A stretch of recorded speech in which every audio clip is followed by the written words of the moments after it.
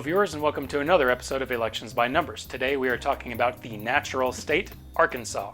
Arkansas is a state with a very diverse geography, from the Ozarks in the northwest to the lowlands in the southeast. It produces about half the rice for the entire country, putting out about 9 billion pounds of rice every year. Arkansas is a state that is just all about minerals and stones as well. There are over 100 varieties of minerals that exist in the Magnet Cove region alone. There have been 15 meteorite discoveries in the state, and also Arkansas is the only state that has an active diamond mine. And in fact, I think I read that people can even go in and mine for diamonds for themselves. Arkansas is a state that has 6 electoral college votes and therefore 4 congressional House districts. All 4 districts are currently represented by Republicans, and it has been that way going back to 2013. There's really only one district that I would even really consider remotely competitive this November, and it is Arkansas's 2nd district, which covers the capital and largest city in Arkansas,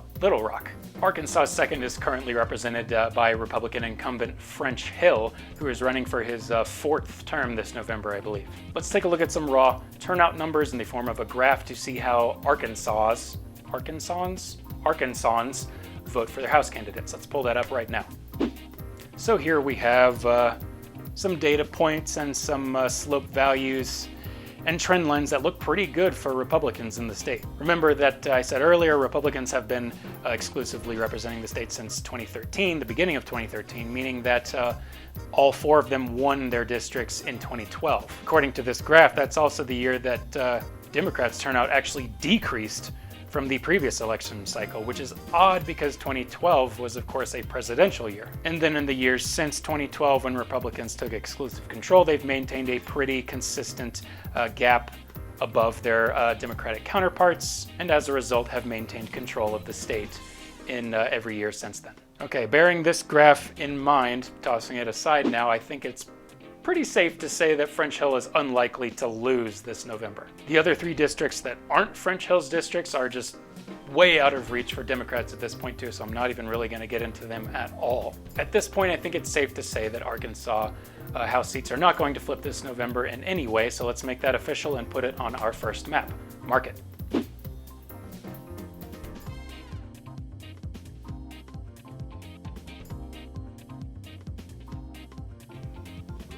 Up next, we have a Senate election in the state of Arkansas. Incumbent Republican Senator Tom Cotton is running for his 2nd term in the state this year against a Democratic challenger named, let me check my notes here.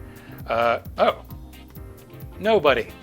There is, in fact, no Democrat running for this Senate seat this year. Instead, Tom Cotton is running against a Libertarian candidate and an independent candidate. The Libertarian candidate's name is Ricky Harrington Jr., and the independent candidate's name is Dan Whitfield. Okay, this is clearly not a good start for Democrats running in the state. And in fact, this screws up all my calculations because it's completely reliant on how Democrats and Republicans turn out for House versus how they turn out for senatorial candidates. That's how I do my calculations. So this section will be a little different today. Unfortunately, I can't do things my normal way because I don't have any figures to use in my equation, really. Instead, I'll just show you the general senatorial to House turnout voter ratios that we've seen over the past decade, tell you about Tom Cotton's approval rating in the state, and then just guess how much he's going to win by, because I'm pretty sure he's going to win.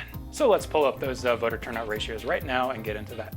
So interestingly enough, here we see some numbers that have been getting worse for Republicans over the past few years. It's not a terrible loss, going from about 104% voter turnout ratio to just about 87%, but it's not nothing either. Of course, these figures are dependent on how raw House turnout happens every year. These figures just illustrate basically the enthusiasm received by senatorial candidates in comparison to the total of House candidates running in the state. So actually, during Tom Cotton's first senatorial election, he only received about 94% of the votes that all 4 Republican House candidates received running that year, whereas his Democratic opponent received nearly 131% of the votes that all the Democratic House candidates received running that year. Regardless, Tom Cotton won that year by, I believe, about a 17% margin of the vote. So even with an enthusiasm gap of nearly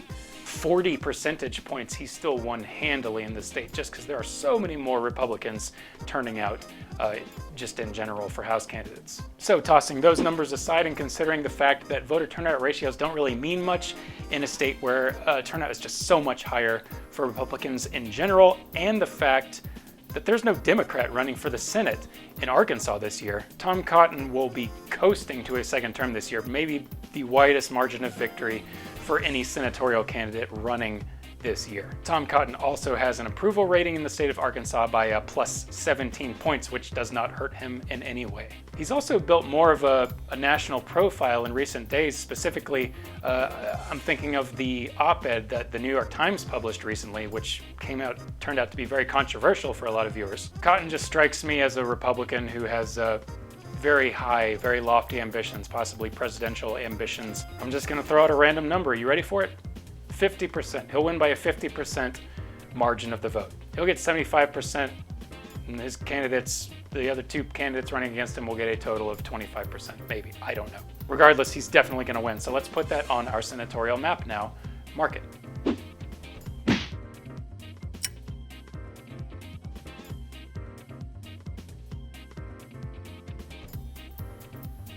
And now it is time to talk about the presidential election of 2020, starring President Donald Trump and Democratic challenger Joe Biden. Arkansas is a state that last voted for a Democrat as recently as 1996. Of course, that's the year that they voted for homegrown Bill Clinton, their former governor. They also elected Clinton over George H.W. Bush in 1992 for his first term.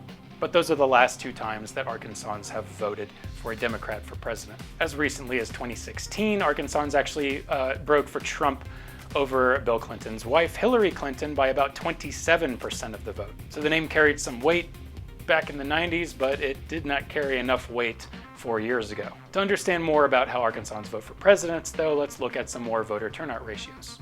All right, so here we're seeing a somewhat similar trend from my video from last week about South Dakota, where we saw much higher enthusiasm from both parties in 2012 than we do from both parties in 2016. The difference between South Dakota and Arkansas is actually that these figures do in fact cross each other over those 4 years. Democrats had the advantage in 2012, the year that Barack Obama won his second term, but fast forward 4 years and then Republicans have about a 5 percentage point advantage when Trump beat Hillary Clinton. So the enthusiasm for Obama voters transitioning into Hillary Clinton voters just decreased significantly over those 4 years. Whereas the enthusiasm that Mitt Romney received versus the enthusiasm that Trump received only decreased by about 10 percentage points, which is not a huge deal really, considering how many Republicans turn out in general to vote for House candidates. Even a 30 percentage point difference in Democrats' favor wasn't enough to get Barack Obama the 6 Electoral College votes from Arkansas. So projecting into 2020, I definitely don't see that enthusiasm gap for Democrats helping Joe Biden in any way in the state. We also have to consider the incumbent's approval rating, in this case President Trump, and in the state of Arkansas he is at a very good plus 26 points approval rating in Arkansas. This is one of the best approval ratings the president has currently in any state, so that certainly will help his chances in a few months. So considering what we know about his approval rating in the state, about raw House turnout, and about voter turnout ratios for presidential candidates, let's calculate how this is going to turn out for Trump and Biden. Boba.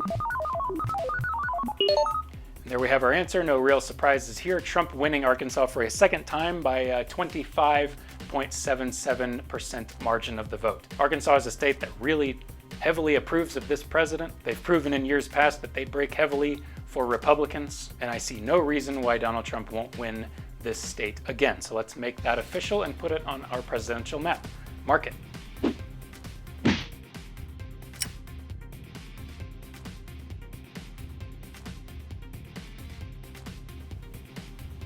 So we have all the election results in for the natural state, and they all look pretty good for Republicans. Let's talk briefly about the political future of Arkansas. Let's pull up an old line graph and two new ones and get into this.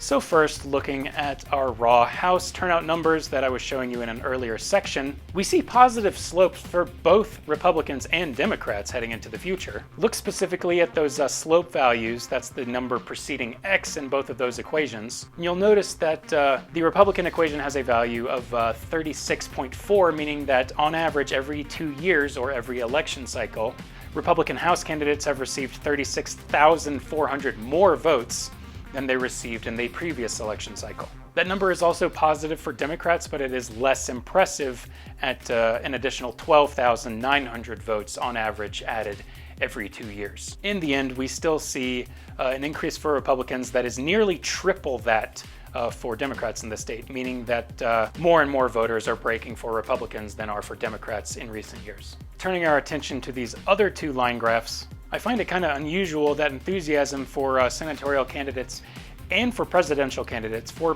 both parties is decreasing. In the case of senatorial candidates, that enthusiasm is decreasing at a quicker rate for Republicans than it is for Democrats. It then seems odd to me that Democrats haven't even put up a candidate to run this year, because if they're going to flip any seat, it's probably going to be a Senate seat. The enthusiasm for Tom Cotton in 2014 just kind of paled in comparison to his Democratic opponent. And the guy's running again this year for his second term, so I just find it odd that the party couldn't get their stuff together for this year. In terms of presidential to House voter turnout ratios, we see, again, decreasing values for both parties. We also see Democrats having had the edge at the beginning of the decade, but they're losing their advantage over the years as we plummet into 2020. With Republicans breaking away with voters in the House, coupled with Democrats losing their enthusiasm at a quicker rate than Republicans, this depicts a pretty dismal future for Democratic presidential candidates in the state of Arkansas. Okay, let's toss those graphs aside. I'll give you my final answer on Arkansas. It is a heavily Republican state that is becoming, yes, even more Republican. We have not yet seen Arkansas hit their inflection point. I think eventually they will. It probably won't be until after we get through this whole next decade, though. I'm going to wait to see how future elections turn out before feeling more confident about this statement, but the next flip we might see, besides a House seat in the state of Arkansas, would be maybe in the form of a Senate seat, because of the more quickly waning enthusiasm for Republicans running in the Senate. If Trump does indeed win again, win the general election this November, I do think Arkansas's second district, that's French Hills District, might be more in play in future elections, but of course that depends on who the president is, and we don't know that yet. And that just about does it for our latest episode of Elections by Numbers. I want to thank you, the viewer, for tuning in today. If you like what you saw, please hit the subscribe button to get updates on new content as it becomes available. I upload videos every Monday and Thursday. I'm also on Twitter, and I do update that account with which state I am covering next ahead of the scheduled release date. So if you want to stay ahead of the curve, please give me a follow on Twitter, and that link is in the description. Thanks again for watching, and thank you for voting. See you next time.